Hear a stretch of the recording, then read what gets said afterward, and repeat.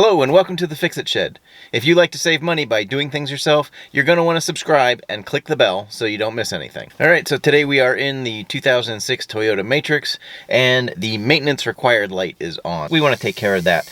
It's only triggered by mileage. It comes on every 5,000 miles or so. It's not tied to anything specific. It doesn't mean that you're due for an oil change. It doesn't mean that you need to change your oil filter. It's not telling you anything other than 5,000 miles have passed and it's probably time to, do something. So now the check engine light is different.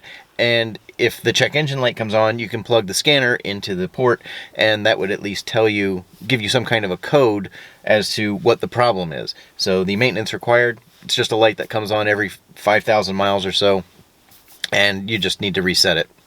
Unfortunately, it's just a nuisance, not really all that helpful if you're somebody that takes care of your car regularly. Okay, so I've turned the ignition on, and you can see right here the odometer is showing. It says ODO.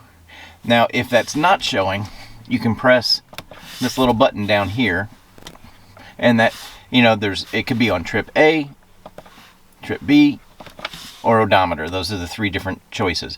So you want to make sure that it's on the odometer setting. And then we're going to turn the key off. And then I'm going to press and hold this button and turn the key back to the on position. And now you can see those blinking lights. As soon as those go away and you go back to the odometer, you can let go of the button.